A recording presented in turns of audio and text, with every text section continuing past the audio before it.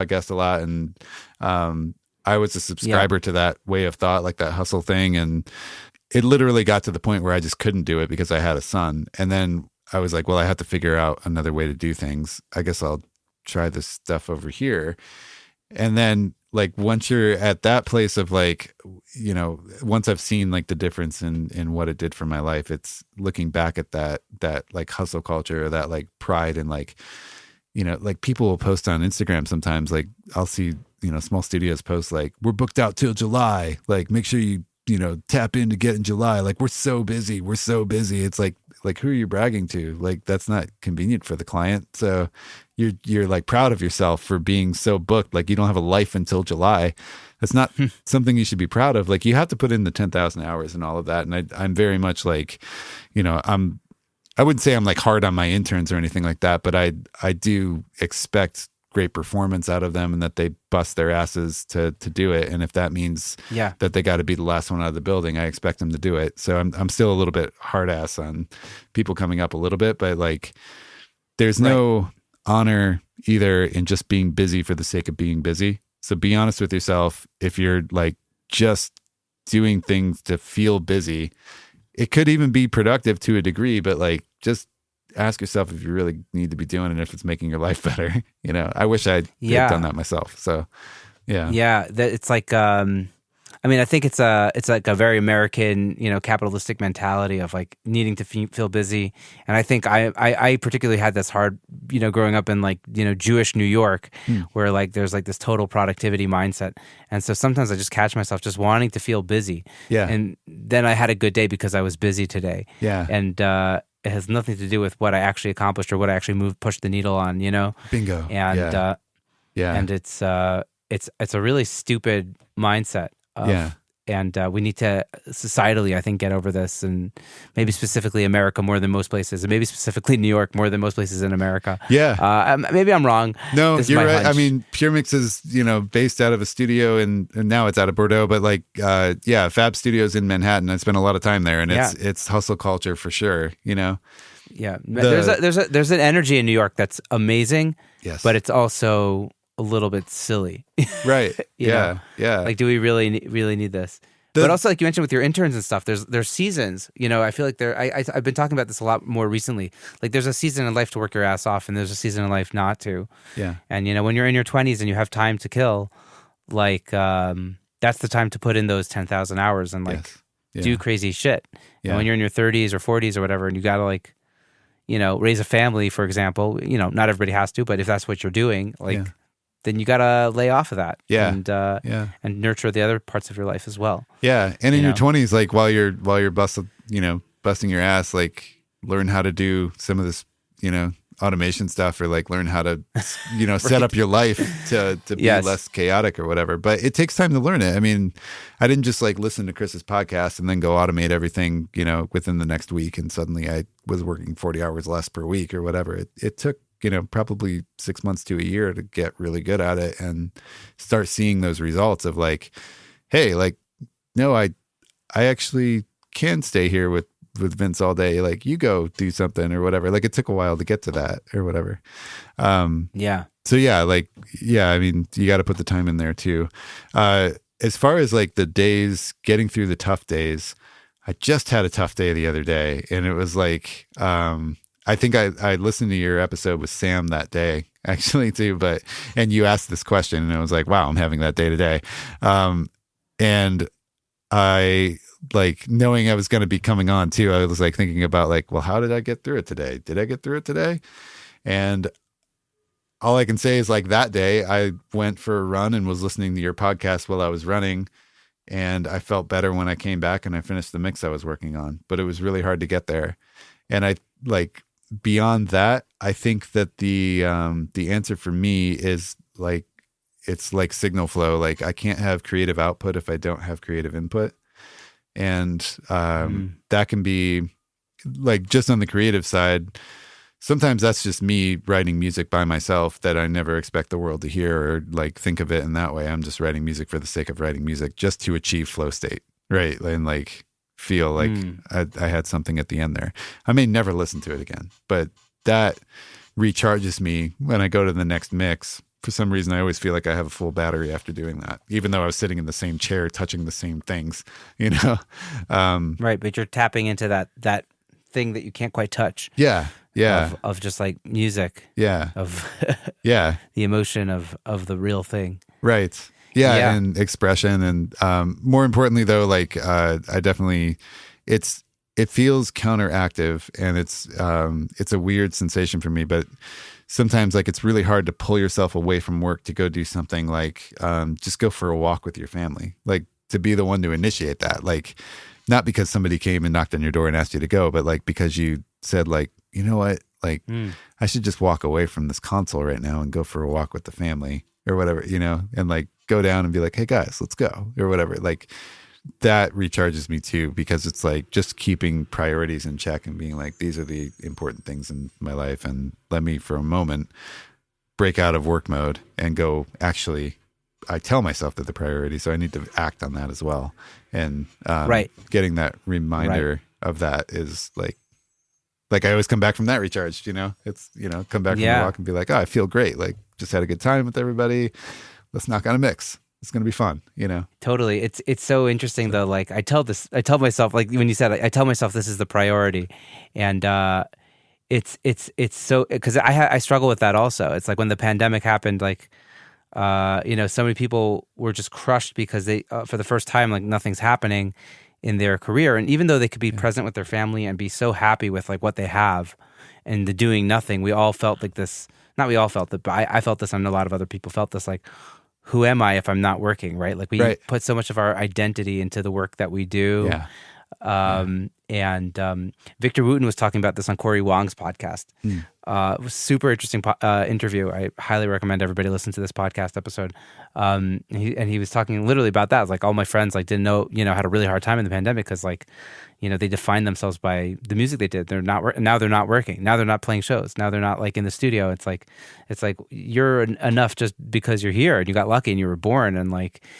These like pseudo mystical stuff, but like no, I mean, right there, you just said it. Like you were born, like, exactly. Amazing. You were the lucky. You're the lucky sperm and egg that made it into this world. Exactly. Literally, like, a miracle. And so I think a lot of it's just the reps, because we do so many reps to get good at this that it's like.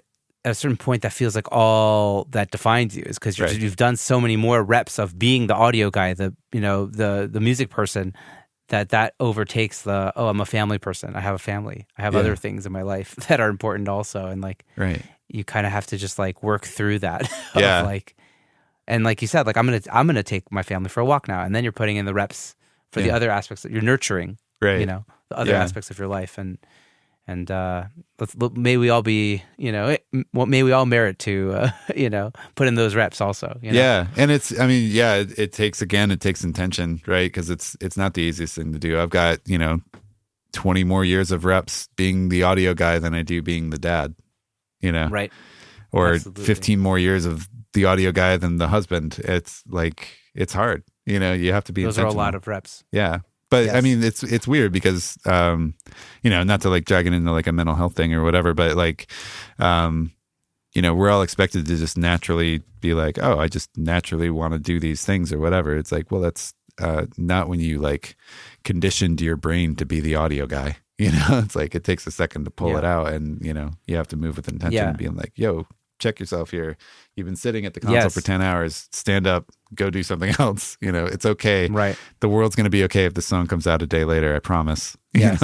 And in my particular mental health, like, what am I running away from that I'm so focused on this music stuff? Right. Yeah, of course. Yeah. The other direction. Totally. Absolutely.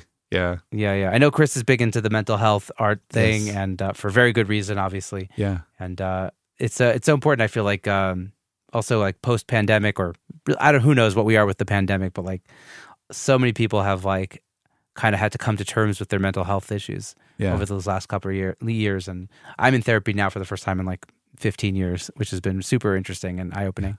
Yeah. So I encourage everybody to go check that out. Yeah, I did at the beginning of the pandemic when things were kind of like going crazy. I was like, I'm gonna try this too. I did like an online, I think it was like BetterHelp or something like that, but I found it useful. And again, like same, I recommend anybody do that.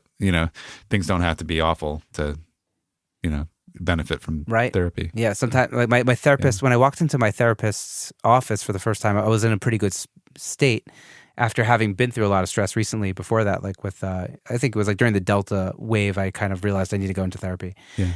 And the therapist said it's actually a good time to be in therapy is when you're in a good place, because then you could kind of look at things more objectively and not be as, So it's interesting. Yeah. Yeah. That's a good point. Yeah. Because when you feel good, you're like, do I need to go? Yeah. I'm thinking about that these days. Like I'm feeling good and I'm going to therapy. Like I go like Tuesdays is therapy day and it's like, oh, do I really need to go? And then like every time I go, it's like, oh, okay, it was good. I went. That's good. Yeah. That's good. Yeah. Awesome. Yeah, totally. Well, I will close out this episode, which has been amazing, with the final question that I ask everybody. And now I'm kind of thinking maybe it's time to rebrand it because I've been asking the same question for a very long time. So maybe I'll phrase it in two ways, and you could tell me, you could answer it in whichever way you want or whichever way you think is a better question. But the question is, initially it was like, looking back on your journey, was there something you did or didn't do that you want to tell your earlier self and be like, yo, Mark, keep at that. That's going to get you where you want to go. Or maybe, Mark, stop doing it. It's holding you back. Or alternatively, you could answer it as like, hey, kids coming up right now, this is something I'd really recommend you do or don't do to make it as an audio professional. So I'll do both. The going back to my earlier self thing. There's some things that I've done or like that were part of my story, like, figuring it all out, that like looking back at it from this point is weird because when you're in the moment, it seems different. But I think like my career would have been a lot different had I, moved up to Los Angeles instead of back to Ohio. I don't know that it would have been better at this point today. So, but in that time, I was very frustrated being like a smaller town. I wasn't in Columbus when I was in my parents' studio either. They live like an hour north of Columbus, so it was a much smaller town. I was frustrated being there. It was bad money. It took, whatever it was, like almost 12 years, I think, before I was like, wow, I have money, or whatever, like some money. I have more money than I need to pay the bills this month or whatever. That like it took a very long time to get there and I was frustrated. I don't like it's weird, the what ifs and all that. What I've said on a different podcast was I don't want to mess with the fabric of space time because I'm very happy where I'm at right now. And if I had to tell myself something from before, it would have been be patient. And I think that like for people who are coming up in this industry, the thing that I, have learned along the longevity scheme is like the people who like I went to college with in Arizona, I think 2 of us are still doing audio and I'm doing it at the level I'm doing it at. And the other person is front of house for Sublime with Rome most of the year, like whenever they're out on the road. And then like, it's always high profile acts. We both stuck with it for 20 plus years. 22 years at this point in, and her as well. And we're both doing very well. We have, great lives and we're making a living and we're working in music every day. We are the only 2 people of that class that are still doing it. And I like what I've noticed is longevity. And I've seen it like with other local recording studios, with other people in town that engineer. They'll do it. They might even crush it for a couple of years, but eventually like this does catch up to you in the sense of like, how long do I want to work 10-hour days? Or like, this is hard. Like I've been at this for 5 years and I still get mad when I hear my mix on the radio, like it's a hard career, but there's a turning point that happens, somewhere in there. I'm not going to like even spit out a year because it's different for everybody, but stick with it because it gets easier and more things come up if you show up. That's, a lot of people say like, you got to be in the room, right? Like I think Sam said that. Right.